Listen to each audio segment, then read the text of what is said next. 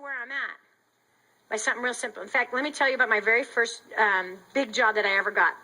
When I was 19, I moved to Stockton, California, and I was engaged to the guy that I had the baby with the year before. So we're in Stockton, and there's like no jobs that were available, whatever. And I'm looking through the paper. He goes, "Why don't you just get a job as a bank teller? You know, like most people your age, you're never going to make any big money anyway." He actually has been reminded so many times over the last 17 years. It's really sad. He's been reminded so many times. All the way to me hiring somebody that wound up working and they lived in the same town.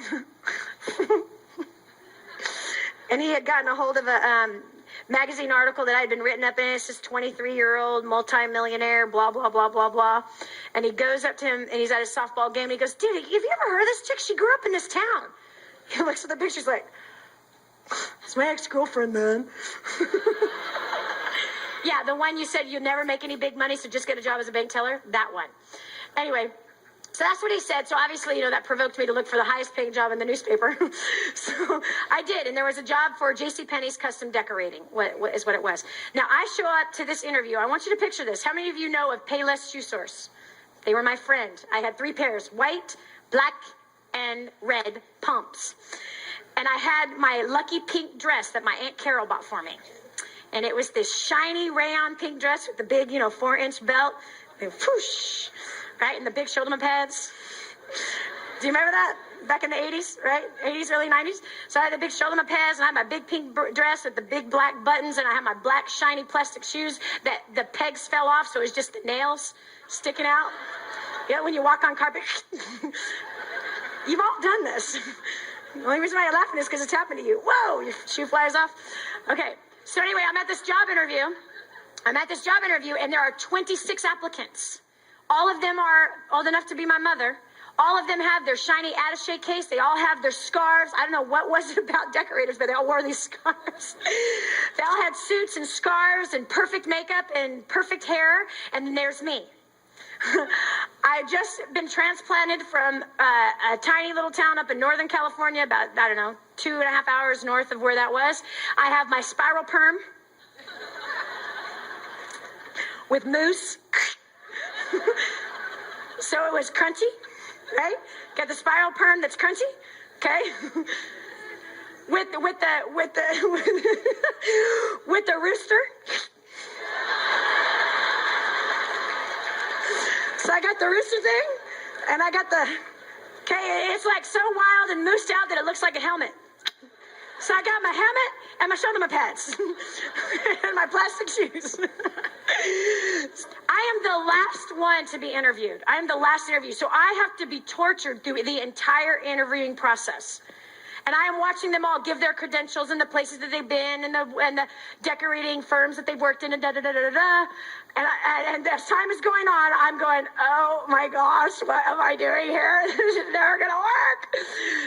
I don't know anything about decorating. And I'm the most unqualified person that you've talked to all day. But I promise you, if you give me a chance and you're willing to show me how to do it, I will be the best person you've ever had here. By the time I got home, there was a message on my answering machine. "Danny, you're hired. Can you leave tomorrow to Seattle for some training?" Why? Because I told the truth.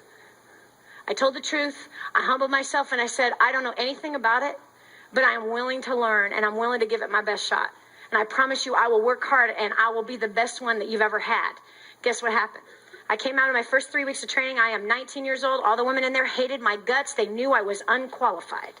And everybody's bonus is based on a pool. Are you hearing me? Do you know what a pool means? It means they put all the sales basically in a bucket and everyone gets an even share of a bonus. So that meant that the dog was going to get part of their share.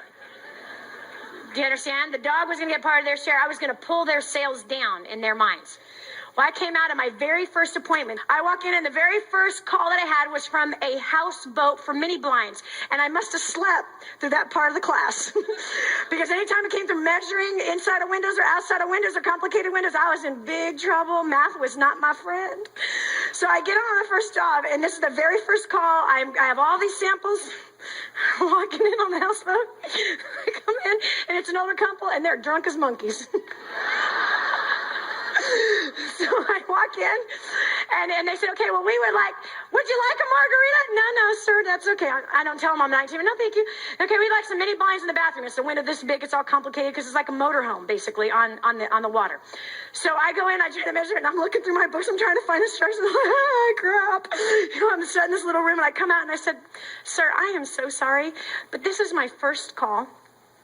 This is the first time I have ever done this, and I do not know what I'm doing.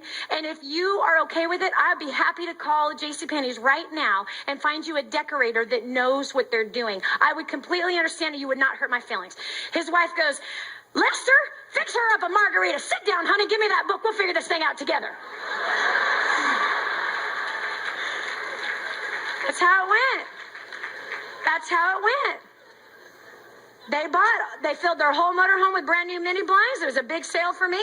Then the next call I went out, and the woman wanted a big cornice box. I'm like, oh my gosh. First of all, I didn't like cornice boxes, so that was going to be difficult. She had a real formal house. You know, here's me. I'm a kid in my pink dress. Again, I'm wearing my lucky dress with my black shoes and my big buttons, showing my pants and my helmet with my cheap mousse from Long's drugstore. Anyway, so I go on that second job, and the lady is actually asking me questions about color. Well, they don't teach you anything about color in decorating school. Nothing. Can you believe that? Yeah, look who you're hiring. They're going to sell you what they like. So anyway, I go in the next one, and I'm sweating bullets. So I'm just like, wow. I do the same thing. Ma'am, I'm so sorry. I am completely unqualified. This is the second only home that I've actually been in. I would love to just call JCPenney for you and give you somebody else that really knows. She goes, oh, honey, just sit down. We'll just figure this out together. $10,000 sale. Why? Because I said I didn't know what I was doing.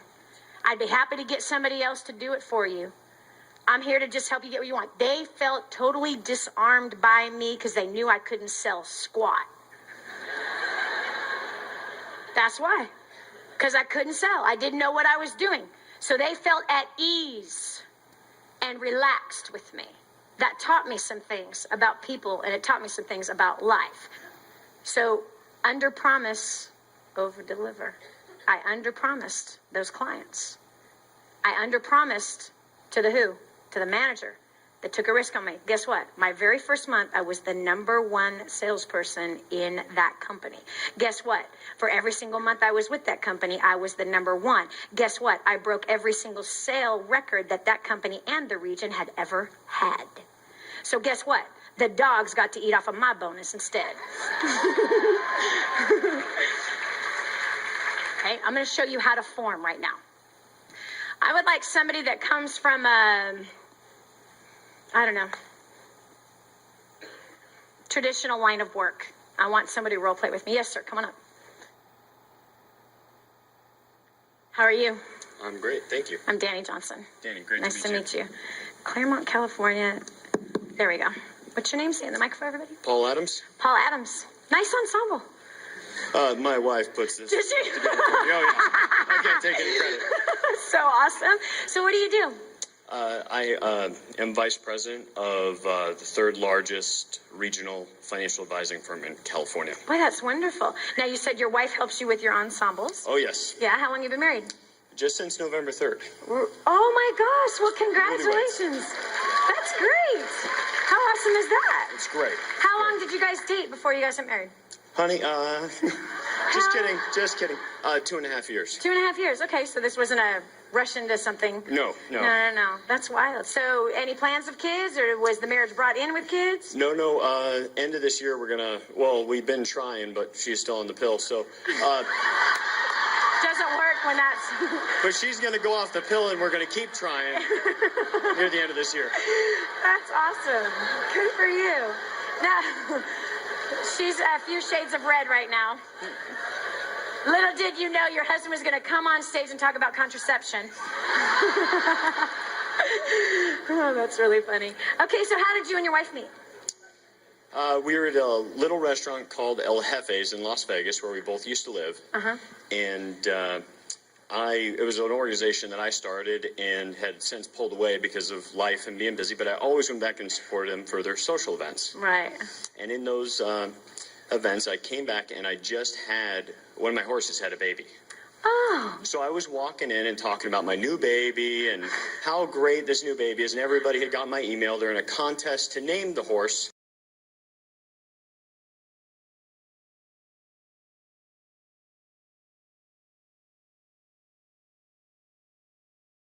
She wanted nothing to do with me. That's so funny. And so she was there attending the event, and we ended up having a conversation. She found out that it was a horse and not a real child, which made her think at least he's not as big of a jerk as I thought.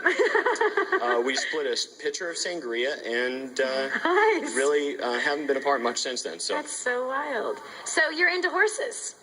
I am, yeah. How many horses do you have? 3 of them. We're in Wyoming now. Wow, what kind of horses? Missouri Foxtrotters. No way. Are you familiar? Those are beautiful. Yeah. Beautiful. Now, they're born to run that way. Yeah, they. Isn't that wild? Well, it's technically a genetic predisposition, but yeah. That's just the Yeah, wildest they, thing. But they are gorgeous. Yes. The way their bodies are formed. Yeah. It's yeah. beautiful. How in the world did you ever get into horses? Well, I was in went and visited a friend of mine in Texas, and while visiting him, I got up on his horse. Seemed like a good idea at the time. But the bit that goes in their mouth, Yeah. we didn't have that. We just had a rope to go around its neck, pretty much. Oh, so you just had the harness. Just the halter, yeah, that's Wow. it. And so that was brilliant. So the horse took off, and I was disabled for 3 months as a result. So So then you bought one.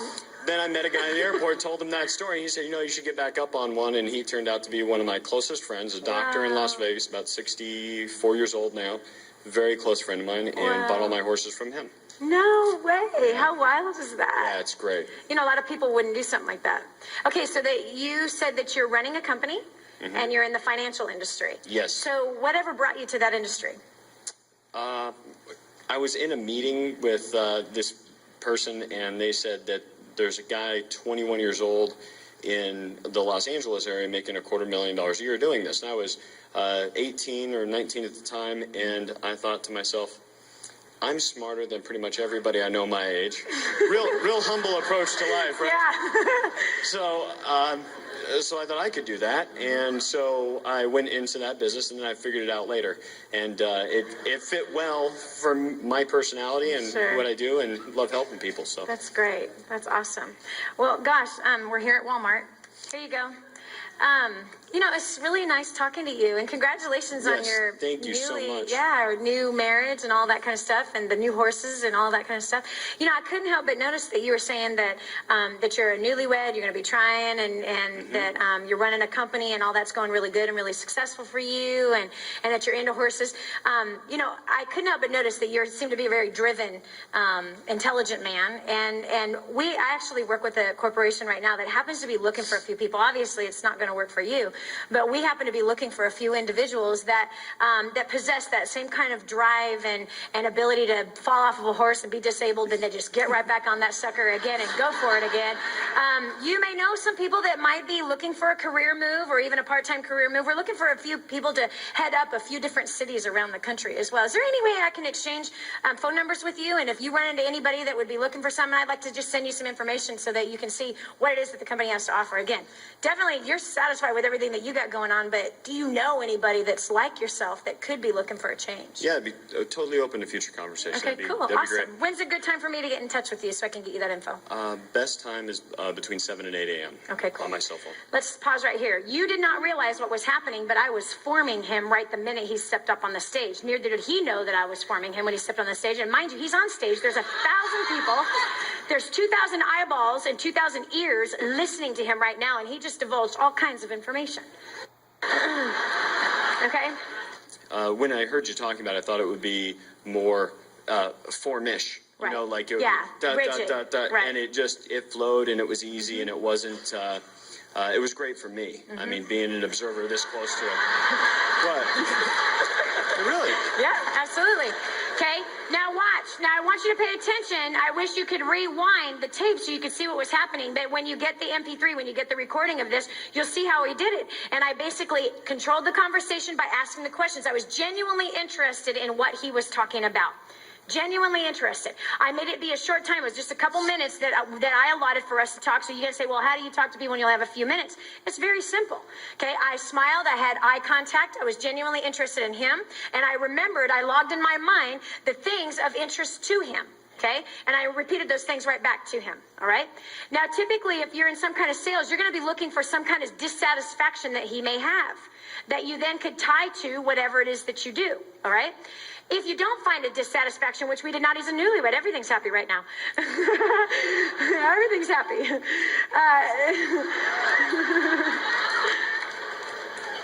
So my approach was this. Let me tell you what I've seen this completely flop. I remember years and years ago being in, where was I? I was in the Bay Area somewhere, and I can't remember what the exact setting was. But it was a realtor who had just came out of this other seminar that was not a real estate seminar, but it was a motivational seminar. And oh my gosh, she oozed with just arrogance. Oozed with it. And so she just abruptly approached me like this. Okay, she saw me, she came up to me. Hi, my name is Pamela Smith, and I actually am a realtor, and I'm telling you, I'm going to be the best realtor that Century 21 has ever had. And so I just want to give you my card because you look like somebody that you might have money, and maybe someday you might want to buy a house. And so I'm definitely the girl for you. There's no question you want to mess with anybody else because everybody else sucks at it. And so here's my card, and so you make sure and give me a call. And so you'll be hearing my name, and when you open up the newspapers, I'm sure you've already seen my face because it's plastered all over the place because I'm listing a lot of houses. And so I'm sure if you ever want to sell a house, you're going to want to list it with me. So, okay. Sick and disgusting. Her deal was to try to sell me her. She didn't know a thing about me, nor did she care a thing about me. That card went where? In the trash. Not only that, what did I do? I went home and I told my husband about her. Not only that, I've actually told thousands of people about her. I'm telling you right now, there's another 1,000 people that are hearing that story again. Why? It was such a terrible example of relationship. And her whole thing was based on her resume being recited to him. Okay? And for those of you that are in a home-based business, for those of you that are a part of that industry, I got to tell you about something.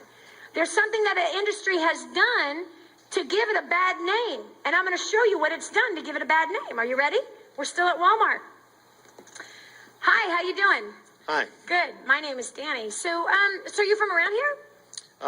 No, actually, just moved from Las Vegas. Oh, really? Lived there for 13 wow. years. I like Las Vegas. It's kind of a neat place. It's a little hot and everything, but, there's just so much action that's going around and everything. There's lots to do, lots of entertainment. It's really kind of a cool thing. And, it's like summertime weather all the time. It's very, very cool. Although you can't have any landscape or anything like that because everything dies. But it's a pretty cool experience. And, it's pretty awesome. So what do you do?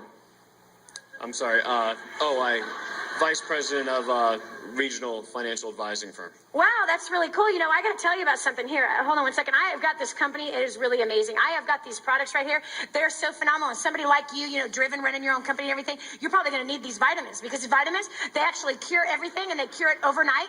In fact, not only that, they're really inexpensive and I'll even give you a wholesale discount. It's really, really awesome stuff. And then check this out. Our company has a compensation plan. Being a financial advisor and everything, I'm sure that you really like that. You get started for like no money. And then when you get started for no money, you don't have to do any work either. And then you get started and you can start at the top, and what happens is you can talk to your friends, and I'm sure you got a lot of friends and people that trust you because you're in business already. And then what happens is that you can recruit your friends and family, and then they can recruit their friends and family, and it's a really awesome thing, and I'm sure that you really enjoy it, and it's really, really powerful. In fact, do you want to sign up and be one of my distributors right now so I can make some money off of you being in my downline? No. No, I don't. But I appreciate you asking. I so wish you had his face on the screen. That was the best. He's like, no, thanks for asking. No, get out of my face. Okay. That approach is completely dishonoring to him. That approach says, I'm not interested in you. I want you to be interested in me.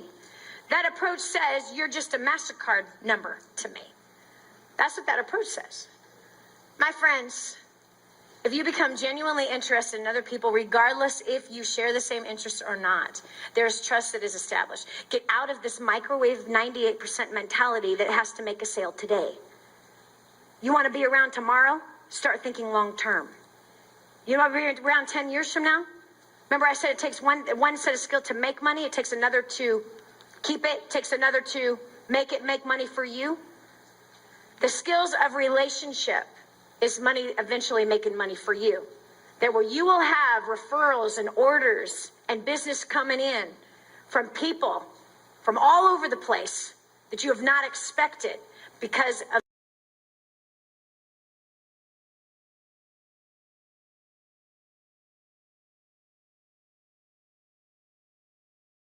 this cook. Jerry, man, look at what she got out of that. And mind you that Jerry invested the money to bury her father, and guess what? It was 7 times more than what she invested into doing that funeral for her dad. How crazy is that? Are you hearing me? That's what happens when you honor, when you take care of people. Whether you as a president of a company honor and take care of your employees in that way, where there's conversation and there's relationship with them and there's looking inside them, even in interviewing people. Watch, if you were on a job interview, I'd be asking you those same exact questions as how my job interview always starts out. And it starts off with, so tell me a little bit about yourself, where are you from? And what I get to hear, what I heard from you was what your personality was right away. I knew that you were driven. I knew that you were not a quitter. I knew that nothing stops you. I knew that you also build relationships because even though you no longer live in Las Vegas, you have relationships back there and you fly back there just to support them and help put events on for them. That's what I learned about you. Now, I wouldn't see that on a job application. But I would certainly hear that in this forming interview. Does that make sense? Yeah, absolutely. Yes. Yeah. Have you ever done a bad hire? Yeah. Sucks, doesn't it? Oh, man. Yeah. It's real bad. Yeah. And then you go back to the application and go, how did I not see that? Yeah. Or they think through the interview a little bit and go, like thinking that I could overcome it. Whatever the thing was that should have been the warning sign. Should have been the warning sign. Yeah. Either or not hiring somebody like me. Right? Because I don't have the qualifications on the application. Right. So I would not get hired because of what? I don't have that application. I don't have the stuff. But if you talked to me and you formed me, you would have found out that I was diligent, I was hardworking, I was humble, I was teachable. Or you squirming? Well, I'm just thinking through that we actually do a whole resume scrubbing process that gets a whole bunch of people guaranteed not to have a phone call or be able to reach us, and we don't give them our phone number. They get a fax number to, wow. Okay, got it. That talent's going to go some other place. Yeah, got it. That talent's going to be lost to another company that's willing, because I am the last person that anyone would have hired off of resume. Yeah. Wouldn't have got me on a resume. If JCPenney's asked for a resume, they wouldn't have got me. They wouldn't have had someone come in and shatter their sales. But because I showed, not only that, guess what he saw? Guess what my interview proved to that boss? It proved that I was persistent. Does a decorator need to be persistent? Yes. It proved that I was a bigger thinker. It proved that I was willing to step beyond my own limits. And it also proved that I was humble and teachable to learn how I could step beyond my limits. That's what that interview showed him. So in his mind, on the application, it made no sense for him to take that risk on me and to hire me. But it was the best hire he had ever had. Most of those women have been with the company for 20 years and stale. Anyway, so yeah, does that make sense? It's great. Yeah. So you can teach your staff how to use that concept. And in that concept, that forming people helps you to discern really what's inside of the person, what their hang-ups are and what they're not. And then you can discern whether or not it makes sense to take a risk on them. Yeah, great. Cool. Does that make sense to y'all? Give him a hand as he goes back. Good job. You're welcome. That module I just shared with you, the core rapport methodology, by the way, if you use that core rapport methodology with your children, you will find out how to motivate them to clean their rooms, how to honor you, how to eat the foods that you want them to eat. If you use that core rapport methodology with your spouse, you will have the most amazing relationship that you could ever imagine with your spouse. If you use the core rapport methodology with those that you manage or those that you motivate, you will get more sales and production out of that team than you could ever imagine, because you know what motivates them. Most people only lead with what they want done instead of what motivates the people to do the job that you need done. Did you just catch what I said? Okay. Most people only motivate others. Okay. I want you to go let's say that I'm your boss and I want you to get this project completed in 7 days. Okay. If I don't know how to really manage people or motivate people, all I'm going to do is say, I want that done in 7 days. Did you get that done? I want that done in 7 days. I need that done in 7 days. But the person that has the project in their hands is supposed to get it done. That doesn't necessarily motivate them to get it done in 7 days. But if you use the core report methodology, you'll find out what really motivates them. And when you find out what really motivates them, you lead them to get that done in 7 days based on how they want it, based on what they want out of it. Some people are motivated by recognition. Okay? So, for example, I've got somebody in my office, I know they're motivated by completing things. They're motivated by that. But they also have a weakness of getting distracted with things. So how I motivate that person, I say, could you imagine when this thing is all done, how you're going to feel? She's like, yeah. Could you imagine this is one less thing on your plate? Isn't that going to be awesome? Yeah. I love it. Okay, now listen. Now you know distractions are going to come. Yeah. So right now, because it's a 7-day thing, and you really want to feel so good when it's all done, I'm sure you're going to more enjoy the feeling of it being done than you are with not having it done. Yeah. Cool. Go. And gets it done. Are you hearing what I say? Okay. And reports to me every few days. This is what I got done. This is what I got done. This is what I got done. This is what I got done. Whenever you have to, if your boss has to ask you, you waited too long. Did you hear what I said? If your boss has to ask you, where is it at? If he has to ask you, what's the update on that? You waited too long to give them an update. So next time, look at it. Okay, how long did it take? It took him 4 days. Great. Then on the 3rd day, you report to him. Beat him to the punch.